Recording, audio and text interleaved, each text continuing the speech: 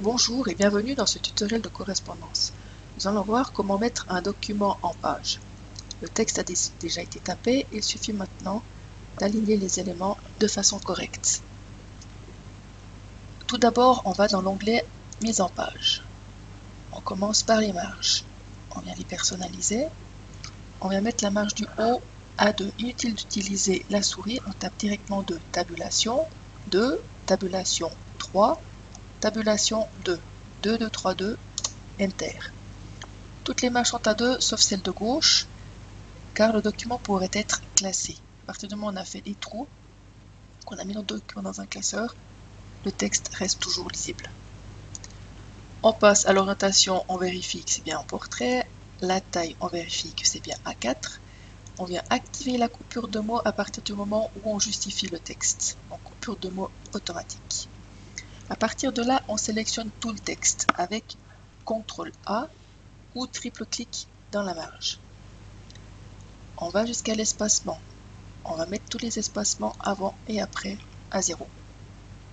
On en a terminé avec l'onglet mise en page. On passe à l'onglet accueil. On y va avec la police. La police peut être Calibri, Arial, Times New Roman, éventuellement Arial Now. On va choisir Arial. La taille de police est par défaut à 12. Si le document est trop grand, on mettra une taille de police à 11. On va mettre à 12. Si c'est trop grand, on ira changer tout à l'heure.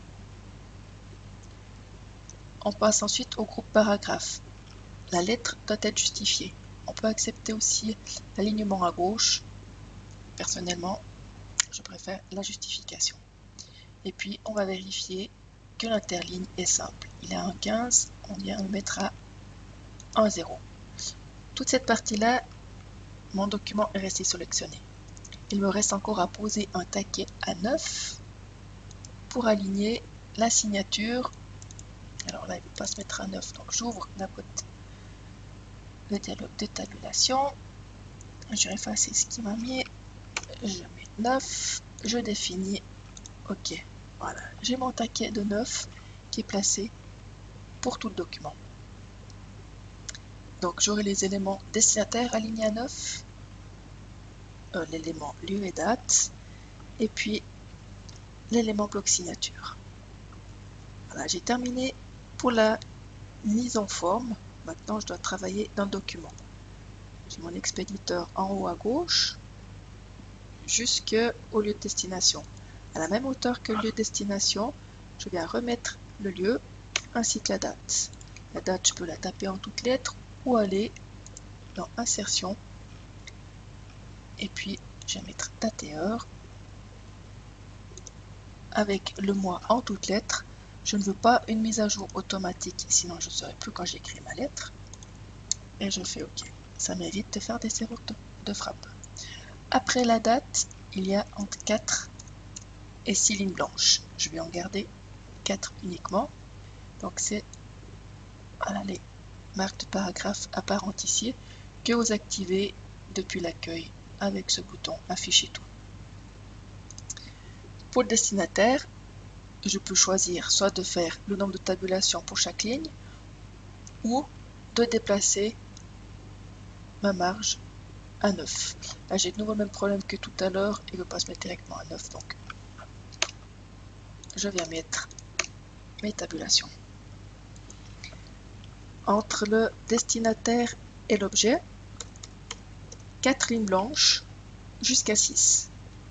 Donc il doit bien y avoir 4 marques de paragraphe entre deux. L'objet doit être mis en gras. Après l'objet, il y a 2 marques de paragraphe uniquement. L'appel Madame Monsieur dans ce cas-là, puisqu'il n'y a pas de destinataire. Le nom du destinataire. Si c'était une dame, ce serait uniquement Madame. Si c'était un monsieur, uniquement Monsieur. Dans la correspondance en français, on ne met pas Madame un tel ou Monsieur un tel. Ça, c'est une utilisation de la correspondance alémanique qu'on voit régulièrement malgré tout dans la correspondance en français. Après l'appel, on met une ligne blanche et entre chaque paragraphe également une ligne blanche. Alors, je lis le premier paragraphe pour savoir jusqu'où il 20. Donc pour la location d'une, et je vois qu'ici en fait on aimerait avoir une mise en évidence de la surface commerciale. Voilà, donc je mets une ligne blanche avant, une ligne blanche après. L'élément que j'aimerais mettre en évidence, pour la mise en évidence, je centre et je mets en gras. Voilà, nous souhaitons un local qui présente les caractéristiques suivantes. Je mets de nouveau une marque de paragraphe. Je vois qu'ici c'est une énumération. L'énumération se termine par des points-virgules une fois qu'elle est terminée par un point final. Si le texte devait continuer après l'énumération, ce serait une virgule. Je mets ma marque de paragraphe. Je sélectionne l'énumération. Je vais mettre ma puce et je la mets à la marge. J'aimerais un espace de 6 points après chacune des puces. Attention de ne pas la mettre après la dernière ligne, sinon on aurait une ligne et demie d'espacement. Dans mise en page, espacement après 6 points. Voilà, je vois qu'il n'y a pas eu de réaction puisque dans Word, il y a une option par défaut, ne pas ajouter d'espace entre les paragraphes du même style. Donc je décoche